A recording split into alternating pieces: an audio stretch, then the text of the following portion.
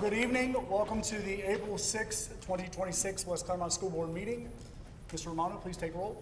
Mr. Pat. Present. Mr. Chumley. Present. Mr. Rudy. Present. Ms. Sanborn. Present. Mrs. Spencer. Present. All present. Thank you. Please join me in the Pledge of Allegiance. I pledge allegiance to the flag of the United States of America and to the republic for which it stands, one nation, under God, indivisible, with liberty and justice for all.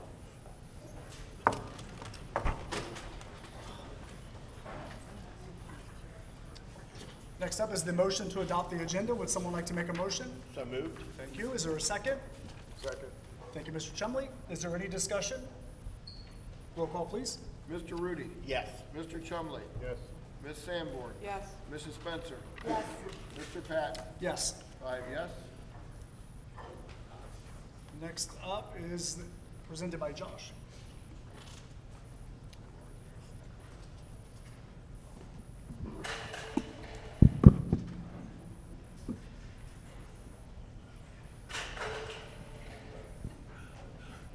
Good evening. I would like to first invite all of our West Clermont Marigold recipients to the front of the room at this time.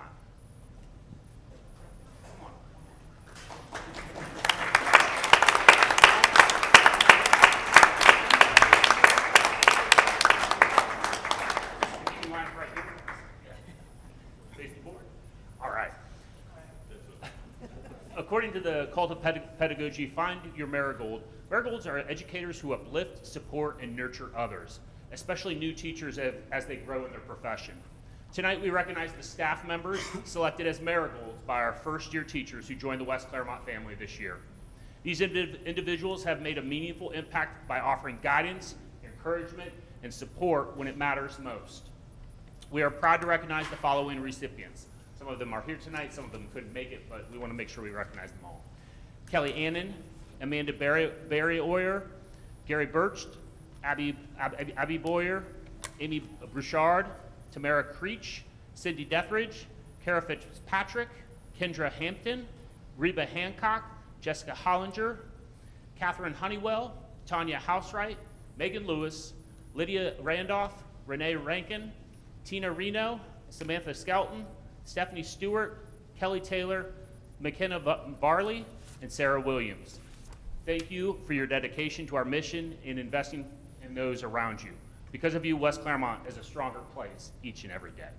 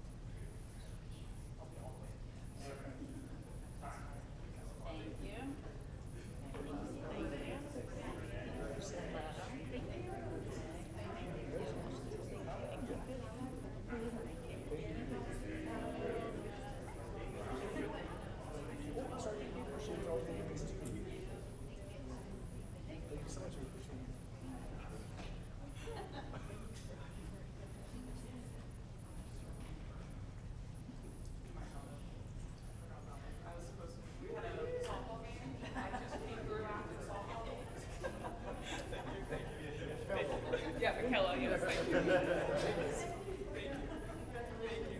We will get you. Yeah, I'm into it.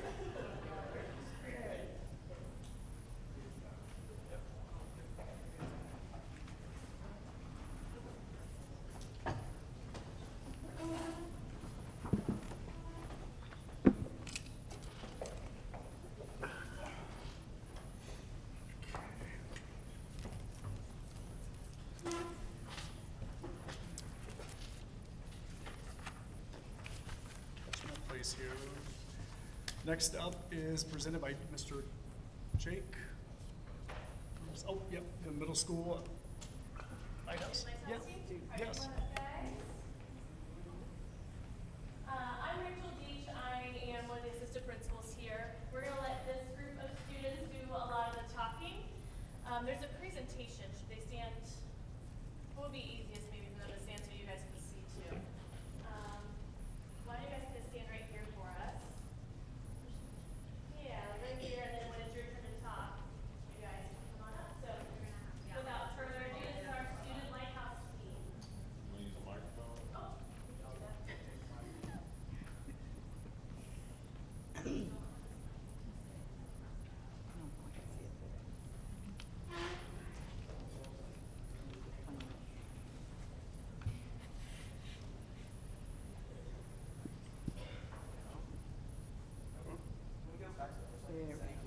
All right. Hello. Okay, it's on. All right, sweet. All right, hello, everybody. My name is Levi Chapman, and we are here with the Student Lighthouse team here at West Clermont. And it's a group that we meet during advisory every day for 20 minutes, and we just talk about things that we want to put into our school, make our school the best it can. So, as I said, my name's Levi. My name's Christian. I'm in 8th grade. My name's Trent. I'm in 8th grade. My name's Dylan. I'm in 7th grade. My name's Kipton. I'm in 7th grade. My name's Nora. I'm in 7th grade. My name's Bella. I'm in 6th grade. My name's Aria. I'm in 7th grade. My name's Kirsten. I'm in 8th grade. My name's Shayla, and I'm in 7th grade. And my name's Abby, and I'm in 8th grade. All right, so that's our team. We have a couple of other people here, but not all of them could make it tonight. All right, so as a team, we try and have the most voice we can in our school. So I have some friends like Summer. She's in 6th grade, and her one thing the reason why she wanted to join this team was the traffic in the hallways. It's kind of rough some days, so she wanted just to clear that up and make it flow. I've had some other friends who just wanted to be more involved and just wanted to make their ideas great, And we just try and have all of the kids on our team try and have at least one thing they want to implement and have like one idea. So it could be for anything. It could be from like a spirit week. It could be from a pep rally. It could be anything. And there's a lot of great ideas that come from our team. All right, so our purpose. Our purpose is to act as like the role models in the school, like be on the best we can. And so that might mean we like provide a school voice and we speak up for the people who aren't as spoken for. Or it could be like promoting school culture. So if there's a spirit week, we might go above and beyond for it, and have some fun with it. And it's a very key component to promote the great things that happen in our school. It could be pep rallies. We've ran most of the pep rallies so far. It could be some spirit weeks. We did a door decorating contest in October. And it just gives a lot of the kids in our school a chance to voice their opinions. And then you can go one more. All right, so thing we teach in the school is the 7 habits. It's the leader in me teaching lessons, and all of the advisories teach them. And these lessons teach kids core like foundational skills. So it could be from presenting in front of a classroom. It could be answering like just questions they have about things and teaching them things that they might not know of so far. So one thing that I wanted to help start was a program for teachers to come to me and ask me for help, just to go teach their kids for them for a class. And so it could be like a kid on kid and not so teacher to kid, because that gets rough sometimes. And so I just gave them a way to let me teach it and some of the kids here tonight and just implement the program that we try and have. Once we teach the classes, we want kids from that class to teach it throughout the rest of the week, the month, the whole year.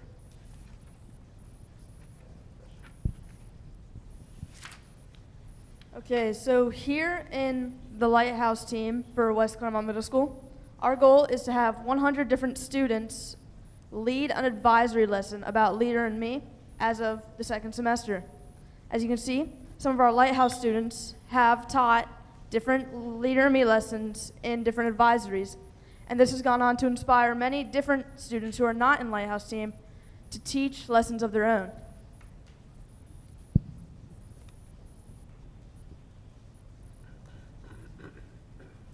So, students are helping in many ways around this building. We have many other programs other than Student Lighthouse team that we work with, including Web and Student Council.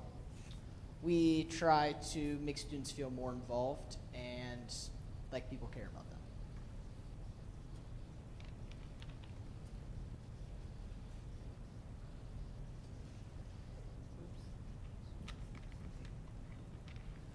Okay, as you can see in the pictures, our Student Lighthouse team here at WCMS has attended some BLT meetings where we do multiple things such as community projects, student-to-student shout-outs, and student-led conferences in smaller groups.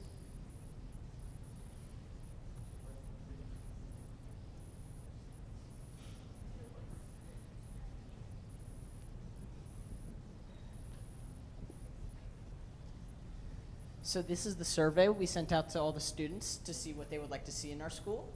We sent this out school-wide. The one on the far left is what they would like in the Way of the Wolf prize cards. So as you can see, most students chose full-size candy bars. We also asked what they wanted to be at the March Pep Rally, if they wanted dodgeball or just a bunch of smaller games. And this top one is how they wanted to interact with people around the school and how they wanted to help lead the school.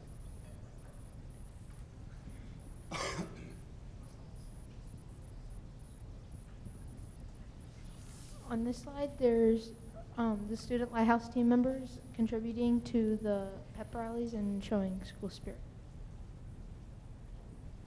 So about the pep rallies, we help our community, and one way we do that is bringing kids together while playing games with the pep rallies and also trying to help them contribute to everything.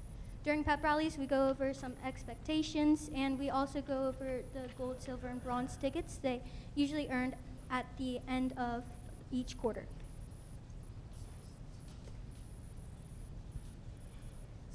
Something we have currently done and are currently still doing is something called the traveling trophy, which is a trophy that goes to a different classroom every week based off who has the highest attendance rate.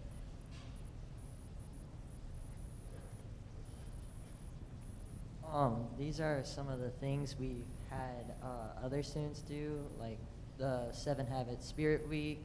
We've had, like Levi said, back in October, we had a door decorating competition for Halloween, except the trick was that you had to get it back to the 7 habits too. And we've had some other students go all out for a lot of other things too.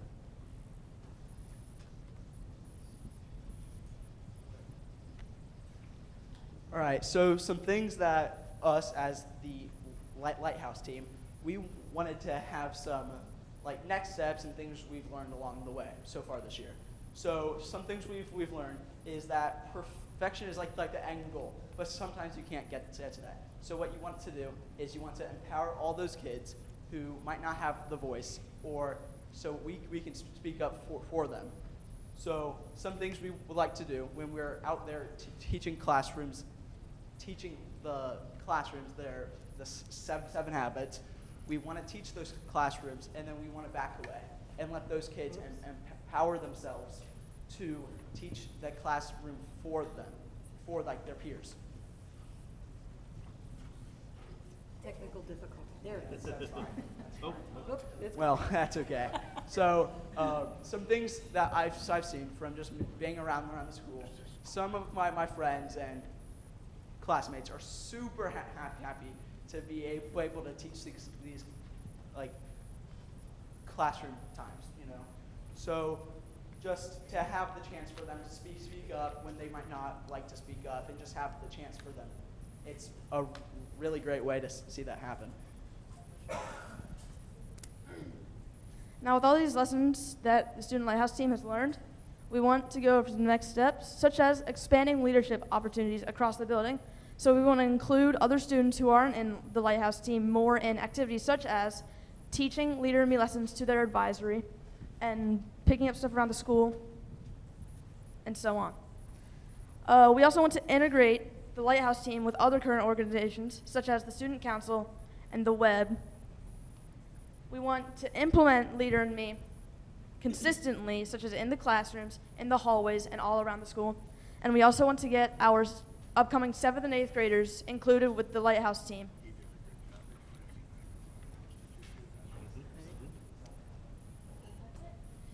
And everything that they talked about on these slides were things that they did.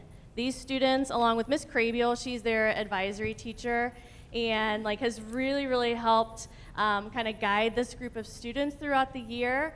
But if they had an idea, we didn't do it for them. They had to come up with it on their own. They had to figure out how they were going to communicate all these different things. And just one of the things we keep saying to teachers and to this team and to students in the building is if kids can do it, then they should do it. And this team's really embraced that, and I'm excited to see what they do next year. So thanks for having us.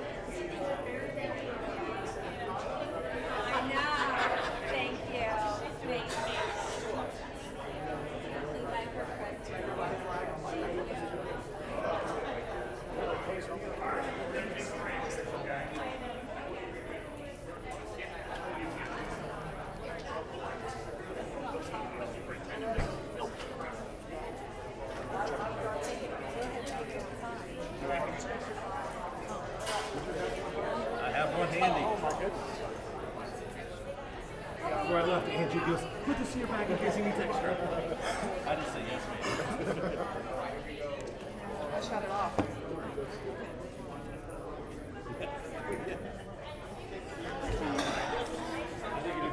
I think you did too. I know, me too. So I went out and he just like, Yeah. No.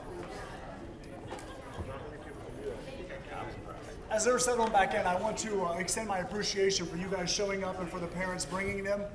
This is what our school is about. I appreciate the Leader in Me that we have done in our district as a whole. These guys did a really good job tonight, and I do appreciate that, okay? So thank you.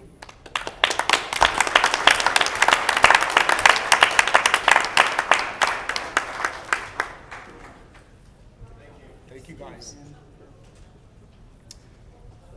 So next up is public speaking. I'm told that there are no cards, so we will be moving on to our consent agenda. First up looks like is our HR Josh. Good evening. In front of you is the personnel agenda for Monday, April 6th. We have one retirement to celebrate tonight. That is for Beth Deering. Beth currently serves as a special education teacher at West Clermont High School and has served the district for 21 years. Do you have any questions regarding the personnel agenda at this time? Could you extend our thanks to Mrs. Deering? Worked with her for many years. That's a big loss for the district. She's a wonderful teacher. I'll be sure to do that. Okay, thank you. Thank you, Josh. Item 7.02 is request for approval of the minutes. Those were for the meeting that was held on March 23rd. Those minutes are as presented. Item 7.03 is a motion and request to approve those donations as presented. I will read the donors: RJ Cinema, Emily Garrett, Wickhamsville Tabasco PTO, Interact for Health, Glen Estee First Baptist Church. There was an anonymous donation, Willowville PTO, Wawa, and Mercy Health Class. Item 7.04 is a motion to approve and the request for authorization for the superintendent and treasurer to negotiate and execute contracts as presented. There are 3 of them: Monarch Schools, Best Bus Logic, and Spectrum Business Dark Fiber License. And appreciation to Mr. Paris on the Spectrum. I know that is part of our E-rate filing, and it's not just an ordinary contract, but does take a lot of work to pull through with. Good evening. Tonight we have our first reading, and just to remind me, we had our committee meeting back in January, and so we pushed this a little bit later to help us work through some of these policies as we go forward. And tonight, our first reading will be covering these policies. Policy 2431.06, which is a new policy, which is the old NIL, name, image, and likeness. Again, the Ohio High School Athletic Association passed an emergency referendum back in November. I believe there's now legislation against that, but we will then follow what OHSAA follows with that. And just a reminder on NIL, just so people know that the provisions that are a part of this, they cannot be during school hours, can't be during at school, can't use a school image, can't use a district image. There are a lot of provisions that have been put in place for this, and so this is something that they had passed, like I said, emergency. Ohio, I think, believe, was one of 6 states that did not have an NIL, and so now we do, but I think there's legislation out against that, so that could change as we move forward. Policy 3440, 4440, 6423, 6424, 6660, 6465, these are all policy as far as revisions. And this is because of the auditor of the state making some changes, adopting policies regarding personal use and rewards and things of that nature. We were ahead of this. We'd already done this. Dan had already taken this in, and there are very few tweaks to those policies that fall under that. Policy 5112, we've gone back and forth with this. If you remember, we were at September 30th, then we moved it to August 1st. Now it is first day of instruction for our 5-year-olds, for kindergarten, and then for our first graders, it is by September 30th. Not a big change for us. As you remember, when we did move that, we did have a little bit of decline in enrollment because of the dates. It basically changes it a couple of weeks based on the first day of school, so they've taken those dates out for that. Policy 5223, at least time for religious instruction, we had already taken care of that. They put another provision in there if you wanted to extend that time. We did not do that. Policy 5421, grading, and policy 5430, class rank. Basically, on the 5430 on class rank, we already have that system, our Law Day system's already in place for that, which identifies your top 10%, top 6 to 9%, top 5%. And basically that goes along with the governor's merit scholarship, and the things that they've added, that was advanced career tech programs can also be considered in that as well. We also use ACT and then our courses that we have for advanced level. So that was already in place, and that should not be any change for us. Policy 6220, budget preparation. This is a revision.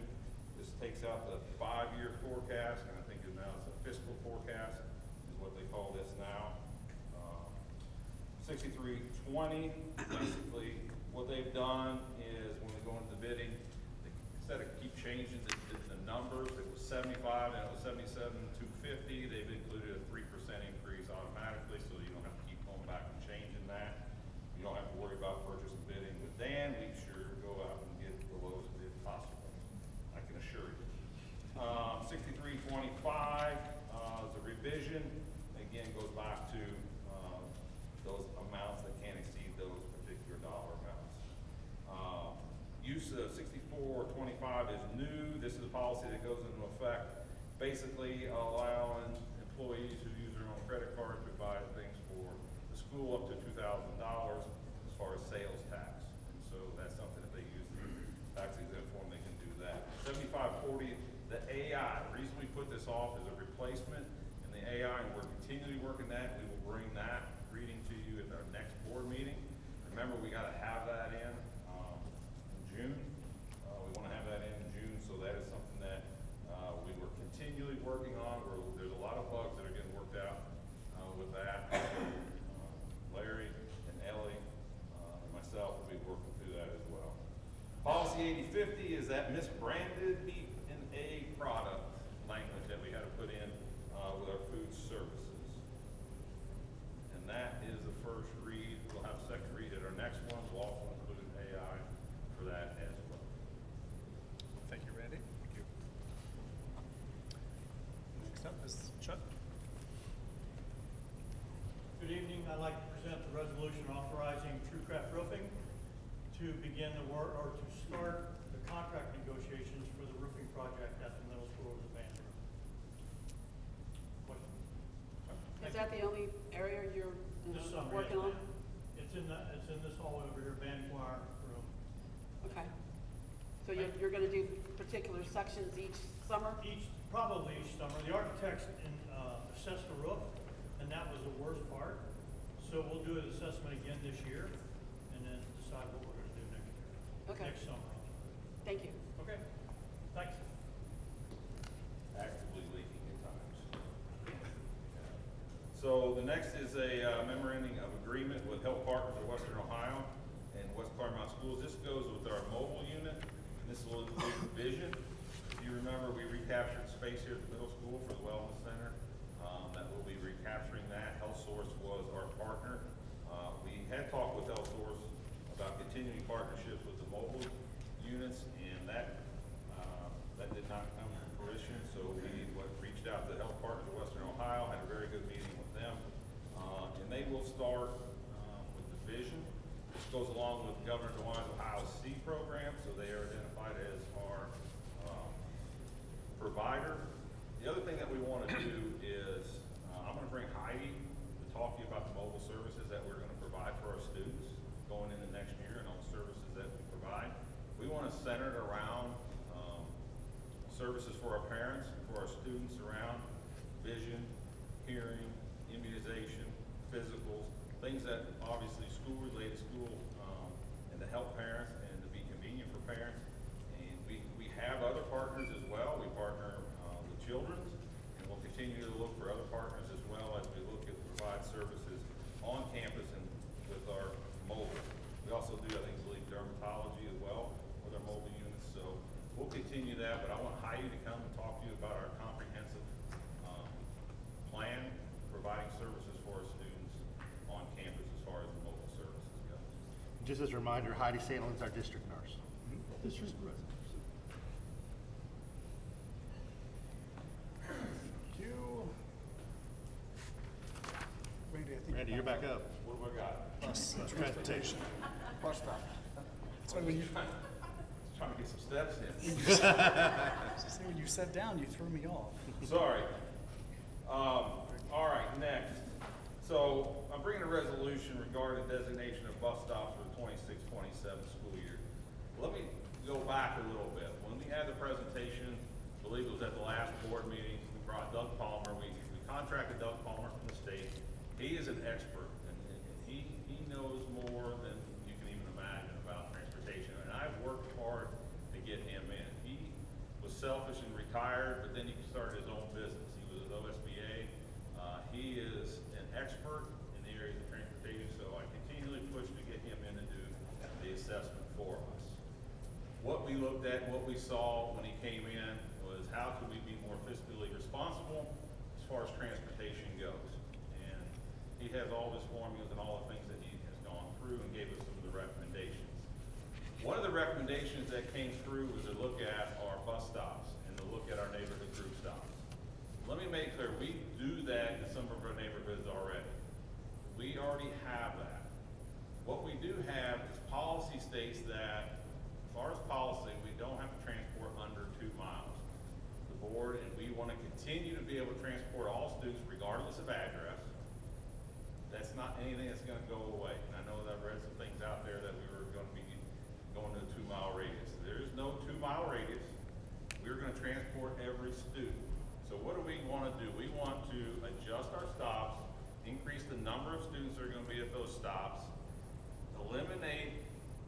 stops in cul-de-sacs, not for special ed, but for our other routes. 122 cul-de-sacs we were going into. It creates a safety issue for our bus drivers, and we have a stipulation you don't have to, 2,500 feet is where you can put a bus stop from child's residence. So we are right now with Peterman, they are identifying those bus stops, and you will vote on those in July. So if there's any issues, we'll have time before first of school. But you'll vote on those bus stops and bus routes in July. This is a resolution saying that we are moving to this. I want to make it clear, it doesn't affect every child, but it will affect some children that live in cul-de-sacs and where we develop those neighborhood group stops. I think it's important to look at it. Why are we doing this? We want to be fiscally responsible. What came back with the assessment from Mr. Palmer was this. We currently have 77 routes. If we make this one change to group stops in these areas, we could get down to 58 to 59 stops. So what does that mean financially? That could be a savings of over $1.5 million. That's significant. Significant cost savings of being fiscally responsible. I also gave you what our neighboring schools have do as well. And it goes in line with what other people do throughout the district. I know I've had a lot of different comments, and there's a lot of misconceptions out there. And also around private. We're going to look at our private transportation. If you transport students in that grade level, we also have to provide them when they go to private or parochial schools. Well, the stipulation is that if it's over 30 minutes, we do not have to transport them to out of district. We have some routes that we need to audit that are past 30 minutes. So if your child lives past 30 minutes and you're going to a school that's outside, you will not probably have transportation next year because that falls outside the 30-minute radius of having to provide transportation. Do we want to be able to provide? Yes, but obviously we have to be fiscally responsible. We have to look at that. So yes, we provide transportation up to 30 minutes outside the district or from the address. That's not going away. We have to do that. So I want to dispel that rumor that was out there as well. We want to transport all of our students, and hopefully that we can continue that. We're going to have to look at finding revenue in the future to be able to continue that. Our policy says we have a 2-mile radius. We don't do that. We transport everybody.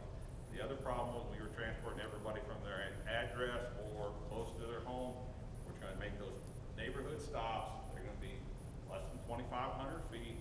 And in this transition is going to be more efficient, and it's going to be cost savings for us. And so what this resolution is like the first step for you saying this is what we're going to do. You will have an opportunity to vote on those bus stops and bus routes in July. The communication piece, if you remember from the presentation, the communication piece is critical. Starting tomorrow, after this goes through, on our transportation page, I will start to put out what the steps are for parents to opt in for transportation. It's a part of the re-registration. It starts April 21st. Very easy, but they already do. You know the challenge of getting everybody to do the re-registration. We'll continually push that, but that's how we'll be able to start to get those numbers. In the meantime, Peterman will be developing that. As Dan said before, Bus Logic is Mr. Palmer's business. He's going to continue as a consultant with us. And one of the things that we want him to do with us is obviously look at what Peterman has put together. He's also going to work with us with our T1, our T2 reports, and how we can increase our efficiency. If we can increase our efficiency to a certain threshold, we will get even more money back from the state. And so it will be even more of a cost savings for us if you get that ridership numbers to those thresholds. That's what he'll help us do as well. So it was a good investment for the board to bring that person in to do the assessment, and we're going to continue to work through this as we go through this transition in the fall. And so the resolution is that we're just moving through that. One statement that I'll make is going back to that presentation, I actually wrote that down. So again, I would encourage any of our community members to go back and review that presentation that we did. It was actually on the March 23rd, and it was under the superintendent's business. You had a PowerPoint presentation talking about the initial stops and like what the cost saving would be. So again, I would encourage everybody to go back to the March 23rd board meeting, and it was under the superintendent's, and look at the transportation. And I'm even gonna add that to the transportation page as well, so they'll be able to go right to it. They'll see, I'm gonna put our resources on there so they can go see that presentation and see the video. Yeah. Yeah, definitely ask questions. And again, that's where, again, I encourage the community to come and get involved and to ask the questions to see how this is going to impact us. We're making some huge changes because of no fault of our own. And so we're having to have the least impact on our districts, but still make the changes. And on the transportation page, there will also be an opportunity for parents to get in contact with me and to be able to have any, talk about any concerns or anything of that nature. So I'll be able to get feedback from our community, feedback from our parents through our transportation page. Thank you. Thank you, Randy. Good. Do I have anything else for that? That's it. So you have before you on the consent agenda, items 7.01 through 7.08 as recommended by the superintendent. Thank you. You've heard the recommendation. Would someone like to make a motion? So moved. Thank you, Mr. Rudy. Is there a second? Second. Ms. Sanborn, thank you. Is there any discussion? Roll call, please. Mr. Rudy. Yes. Ms. Sanborn. Yes. Mrs. Spencer. Yes. Mr. Patton. Yes. Mr. Chumley. Yes. 5 yes. All right. Next item on the agenda is 8.01, retirement and rehire of Assistant Superintendent, Chief Operating Officer. In front of you today is the recommendation for that. I'm beginning my 9th month as the superintendent, and since I've been in this role, I've witnessed firsthand the value that the assistant superintendent position provides and how Randy in this role has helped us be successful. So to use a football analogy, if I may, because I like analogies, if I'm the quarterback and of the team, then the assistant superintendents are the offensive line, and Randy is my star center. And I say that because unless you've played on an offensive line, which I think some of you may have, played on an offensive line or been a coach or a quarterback, it's difficult to witness and understand everything that they actually do. So you see them, if you watch them on TV, they're just running around knocking people over, right? But in all honesty, the truth is that they engage in every play with a very specific strategy for success. Whether they're pushing the line left, pushing the line right, opening holes for running back, or pass blocking for the quarterback, every decision they make is necessary to try to ensure a positive outcome for the team. So they don't get shoe endorsements, and they don't make it on SportsCenter highlight reel. In fact, if we're doing well, we don't even know they exist. So when you have your running back run for 300 yards, people talk about that on SportsCenter. They don't talk about all the holes the offensive line opens up. Or if you see Joe Burrow pass 500 yards to Jamar Chase with 7 touchdowns, that's what's on SportsCenter, not look at all the pass protections that they gave. So it's if they're doing their job well, you don't even talk about them. So I believe this role played an intricate part in the success in our previous years. And I also believe that Randy in this role gives the district the best opportunity for success as we move into the next phase of uncertainty that we have. And with that is why I'm recommending the board approve the retirement and rehire of Randy Gephardt as the Assistant Superintendent Chief Operating Officer as presented. Thank you, Dr. Foltz. You've heard the recommendation. Would someone like to make a motion? So moved. Is there a second? Second. Thank you, Mr. Chumley. Is there any discussion? Yes, I would like to discuss. Yeah, go ahead. This is not about the man, the CEO. This is about our financial future and what we can and can't afford. I was in your office about 2 years ago, and I was waiting to speak to the former superintendent that I had scheduled a meeting in her office. You told me you were going to retire and spend time with your family, and you were looking forward to doing this. I wished you well in your decision to do this. I'm really baffled by all of this. I say we let you do what you say you told me you were going to do. We, as a district, can no longer afford you.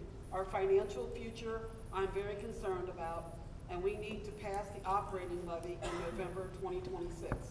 I believe we would rather have a better chance of passing the levy if you were not on the payroll anymore. We need to make sure we are efficient and effective in every dollar we are spending going forward. To the CEO, from my heart to your heart, We have talked about this position, and I know you say you need the CEO. I believe you have a wonderful cabinet team members that could do all of this work. You must delegate the work to others to do and let the taxpayers see that you are listening to the board. We ask you to cut from the district office so far, and you have done a great job in doing this, but there is more to do. This position needs to be a reduction in force. We can't afford to keep top staff in the district office. This also affects what the state of Ohio did and what the state representatives, state senators did with all the House bills they passed regarding property taxes. This did not help West Clermont at all, and it is really hurting us. You would have a better chance of showing the taxpayers if you did a reduction in force in this position and getting the operating levy passed in November 2026. You recently decided to make a reduction in force of a district office staff member and a West Clermont Middle School staff member. Let's treat everybody the same and do a reduction in force with the COO position. To my colleagues on the board, we need to do what these 54,000 taxpayers would want us all to do. I would much rather pass the operating levy. I would much rather keep teachers. These are the two things that are important to me. We need to save money for the future. Thank you. I would like to just add to a little of that. I appreciate, David, your analogy. I know we don't see what you see and what you need to be done, but given our financial strains right now, when this opportunity came up for retirement in this position, I thought it was a great opportunity for us to kind of think about this and maybe be able to remove this position, but if you need other help, maybe we could get other than an assistant superintendent, maybe we get a director or someone else that would maybe do the heavy lifting for a while. It's just we're asking our community to do some serious stretching and be uncomfortable, and I think that should go a long way in saying we're gonna model what we're asking everyone else to do and stretch and try to reallocate some of the funding maybe for our teachers or our supporting staff and those kinds of people. That's all. But thank you for doing all the hard work. I know everybody works really hard. Do you have to go? I believe we cannot afford not to have Randy here. He just saved us $1.5 million. That will go toward our other expenses. So I support it. He's taking a reduction in pay.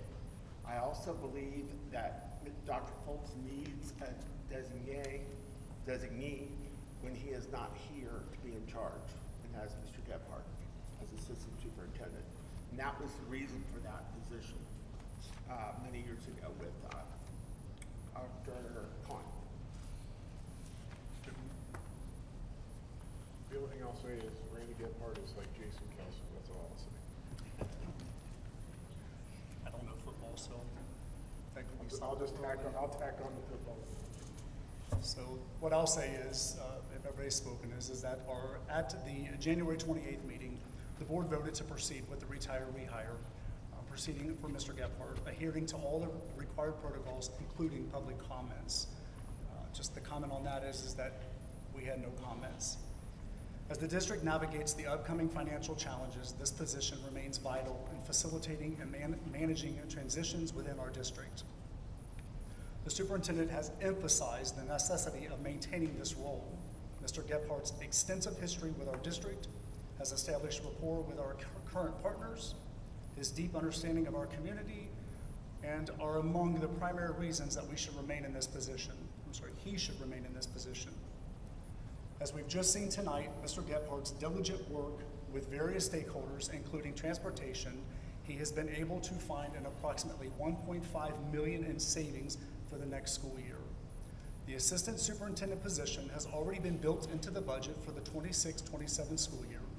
Furthermore, this approach enables the district to realize financial savings while preserving a vital role that provides essential support for our students, staff, and the broader community. Thank you. Roll call, please. Mr. Rudy. Yes. Mr. Chumley. Yes. Ms. Sanborn. No. Mrs. Spencer. No. Mr. Patton. Yes. 3 yes, 2 no, motion carries. Superintendent comments? All right, just have a few comments today. Number one, spring break happened last week, and so now we're moving back into that final push.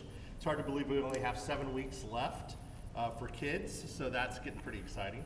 I just want to take a moment to celebrate our staff for all the hard work they've been doing to help into helping our students achieve great things this year. It's been a long 9 months, and they're every day they're at it as if it's the first day moving the kids. So I'm very excited about that, and I know that we're going to finish strong. Also, I just want to tell everyone that as the school year winds down, as much as to parents as well, we start moving into the summer months. And if you have kids, you're doing summer plans, trips, baseball, stuff like that. I would remind everyone to keep paying attention to board meetings, keep being connected to the schools with principal newsletters. You're going to find the most up-to-date information about what's happening in West Clermont by watching a board meeting, by attending a board meeting, by listening. The information that we're going to give you is not going to be misleading or misdirected. You're going to hear the up-to-date, you're going to hear the most accurate things from us. So we do have meetings in May, we do have meetings in June, we do have meetings in July, we have meetings and then back in August. Please, please, please stay focused, pay attention, and so that you'll be listening and ready for the things that we continue to grow and continue to talk about throughout the summer. Thank you. Thank you. Mr. Romano, you don't have much on here. I don't, and I'll keep my comments really short. We continue our advocacy based on responding from last year's 2025 changes in the property tax laws. An event that's coming up next week for me is our annual school business official conference, where I get to network and meet with my peers across the state. There's over 200 school districts that are in a very similar situation as us that were impacted by those tax laws, where some people think that we come together to whine or cry about things. That's not the issue. It's really how to create solutions and move forward and make some positive change for schools, specifically on the financial end of things. The second area is compliments to the county auditor and treasurer, who we did get our first half settlement just last week before the end of March, which was good. I know all the trials and tribulations that they went through to make sure the tax bills went out and the things collected. Continue again to work with the auditor's office on what to expect in the second half of the property taxes, where the credits from the prior years will be coming forward. I know the State Department of Taxation did release its initial draft of how these tax credits are to be calculated and handled. I'm not saying that everybody thoroughly understands it yet, but again, we're just keeping in close contact with the auditor's office to make sure that we can accurately project what's coming forward to us. So that's it. Thank you. That was the fastest fiscal minute I've ever heard. Almost a fiscal minute. Almost a fiscal minute. Thank you, Mr. Romano. Thank you. Next is board comments. I'll start with Mrs. Sanborn. I would like to thank all the Academy team members for coming to the funeral home for the visitation of my mother. I really did appreciate it. I was shocked when everyone came, but I really count it a privilege to work with all of you, and I thank you for being there for me. It really meant a lot. Thank you. Ms. Spencer. I was privileged to go up to the state legislative meeting last Tuesday with Tina and David and Dan, and we got to listen to Governor DeWine speak a little bit, and we got to hear a lot about there's 4 new bills, House bills going through, and 4 new Senate bills, and how they're moving them forward and what they're doing with them. We had hoped to meet with our legislative representatives, but they were in caucus, so we didn't get to actually meet anybody and talk to them about our funding situation. But we're hoping that we can schedule something and get with them pretty soon. But it was good to kind of do a little, just listen to hear all the updates and everything that's going on really in the State House and the Senate. Thank you. Mr. Rudy. Again, thank you very much, Mr. Gebhardt, for finding some savings for us. That was wonderful. I'm glad you're going to be with us. And that's about it. Thank you. Thank you. Mr. Chairman. I want to highlight these Lighthouse students. They killed it. It's great to see some of the leaders we're building up in some of these students. Levi, I think that was his name. Yes. To be able to pivot when our regular malfunction occurs is the way he did is something I can't do. So maybe he'll be sitting here one day and we'd be better off for it. But I hope everyone had a happy Easter and a good time off this week. And I hope everyone's enjoying some World Series team baseball right now. Thank you.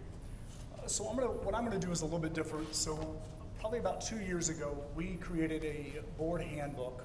This is something as board members that it helps kind of guide us through what our role is as a board member.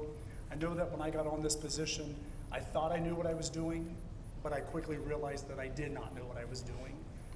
And so it helps us to kind of guide us through as our role as a board member.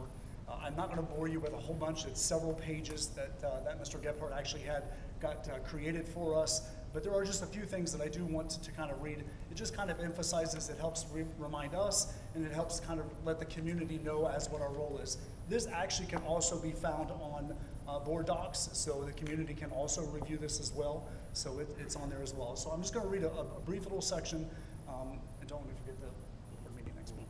So this particular section of it is Board Members Code of Ethics. It says Ohio law sets minimum ethical standards for public officials, including school board members, school district employees, and members of school districts, financial planning and supervision commission. The ethic law is found in RC Chapter 102. Additionally, there are 2 ethics restrictions found in criminal code, which is RC 292142. I call it ORC, but it's RC 292143. And the 2 statutes are 331921 and RC 331333. Again, this particular role, there is some criminal charges that could come with this if we were to outstep our bounds or out to do something that was not ethical. So it says School Board Members Associates offers the following guideline for good board member behavior. Remember that my first and greatest concern must be the educational welfare of all students attending public school. This is me as a board member. I must obey all laws of the Ohio and United States, respect the confidentiality and privileged information, recognize that as an individual board member, I have no authority to speak or act for the board, work with other board members to establish effective board policy, delegate authority for administrations of the schools to the superintendent and the treasurer and other staff. Encourage ongoing communication among board members, staff, and the community. Render all decisions based on the available facts and my independent judgment rather than succumbing to the influence of individual or special interest groups. Make every effort to attend every board meeting, become informed concerning the issues to be considered at each meeting, improve my boardmanship by studying educational issues and by participating in professional development programs. Support the employment of staff members based on qualifications and not because of influence.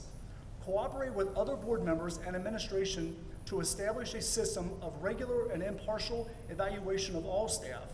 Avoid conflict of interest or the appearance thereof. Just 2 more.